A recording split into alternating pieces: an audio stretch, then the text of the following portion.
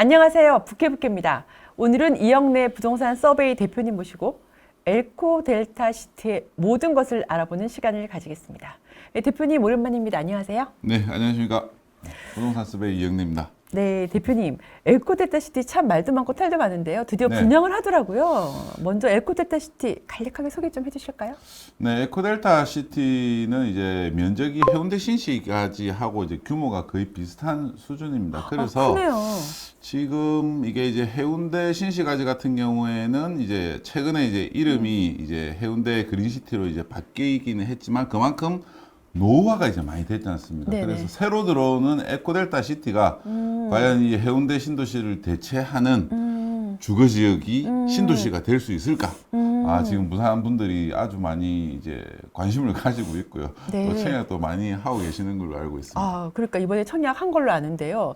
청약이 이제 줄줄이 있잖아요. 네. 좀 소개 좀 해주시죠. 네, 지금 이제 에코델타 시티 같은 경우에는 이제 총 이제 33개 블록의 이제 공동주택 부지가 있습니다.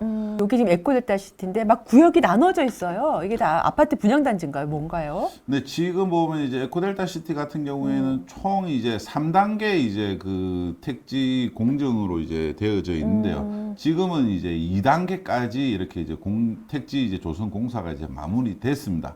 그래서 지금 이제 아파트를 이제 분양을 하고 있는 이제 지역은 에코델타 시티의 이제 1단계, 2단계 택지 지구에 이제 위치하는데 대부분 2단계 지역이라고 이제 볼 수가 있을 것 같고요.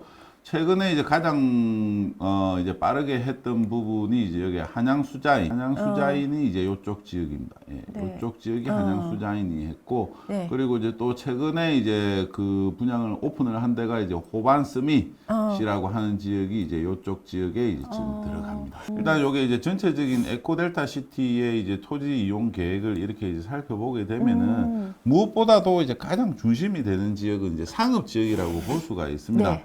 그래서 이 상업 지역 같은 경우에는 요 빨간색으로 이제 되어져 있는 지역이 있지 않습니까? 네. 요러한 부분들이 이제 상업 지역에 이제 해당되거든요.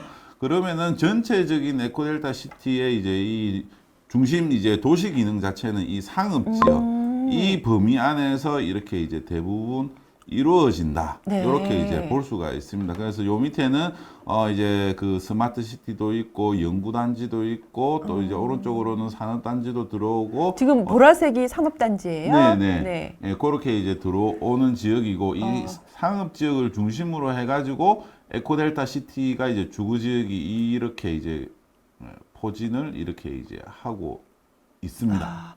그럼 상업 지역 바로 옆이면 좋은 건가요?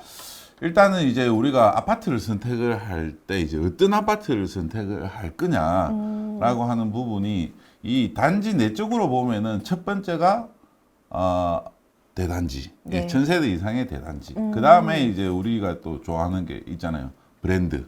아파트 브랜드. 네. 이 브랜드 차이가 기존 아파트하고 평당 가격 차이가 한 300만 원 이상은 차이가 사실 나거든요. 네. 그래서 이게 안에 내부 커뮤니티라든지 뭐 이러한 이제 지원 시설이라든지 이런 부분들이 다 가격에 반영이 되기 때문에 이런 부분들이 이제 있고 그 다음이 이제 외적으로 이제 가보면은 이제 첫 번째가 초등학교 교육 환경. 예, 초등학교를 이제 품고 있는 초품화 아파트냐 아니냐에 따라서 이제 또 이 선호도가 상당히 크게 나타납니다. 특히 이제 초등학교를 버스 타고 가야 되는 거리에 있다. 이렇게 되면 약간 조금 분양할 때는 인기가 좋을 수도 있는데 시간이 가면서 학부모들이 또 이제 기피를 할 수가 있거든요. 그래서 제일 좋은 거는 초등학교를 품고 있는 이제 대단지 아파트인데 역세권하고 가까우냐.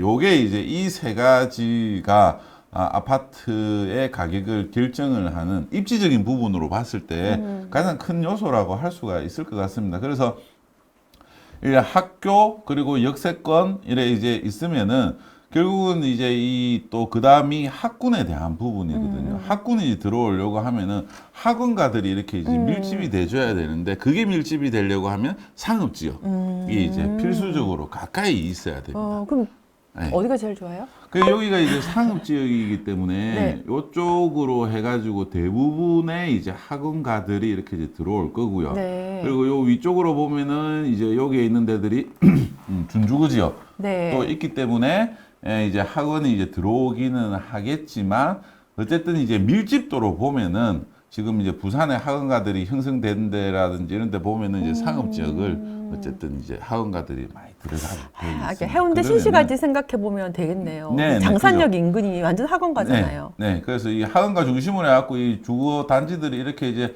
다 빙 둘러싸고 있기 때문에 네, 네, 네. 접근성이 이제 좋다라는 거죠. 네. 네, 그러면은 이 주위에 있는 이 아파트들이 어쨌든 이게 1차적으로 최선호하는 라인이 될 것이다.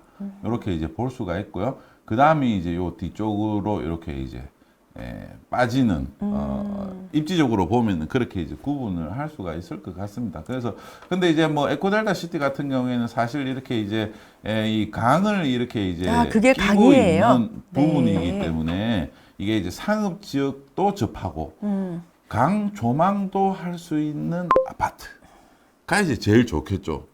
거기다가 초등학교도 끼고 있고. 답이 나오는 것 같기도 하고. 예, 그래서 답이 나오죠. 답이 나옵니다. 그래서 어떤 아파트에 네. 청약을 해야 될까? 일단은 그 토지 이용 계획이 이제 이게 보통 지도 보면은 이 밑에 쪽이 항상 이 남쪽이거든요. 네. 그래서 남향으로 조망이 나오는 아파트가 제일 좋습니다. 네. 해운대 같은 경우에도 광안대교를 보면서 남쪽이기 때문에 따사로운 이제 해가 하루 종일 들어오지 않습니까? 좋습니다. 그죠? 예. 생각만 해도 좋네요. 서울 강남에 한강도 마찬가지입니다. 그 이제 강남이 이제 뜨기는 했지만 이 이제 한강을 보려고 하면은 북향으로 해갖고 한강을 그쵸, 봐야 그쵸. 되기 때문에 그게 제일 단점이거든요. 그래서 지금 그 이제 강북 라인에 이제 해안가가 이제 보여지는 그 라인들이 지금 막 다시 이제 가격이 크게 오르고 있는 게 결국은 이제 풍수지리적으로 남향으로 햇빛을 보면서 조망이 좋은 아파트가 장기적으로 들고 있으면 무조건 오르는 아파트 이렇게 이제 볼 수가 있습니다.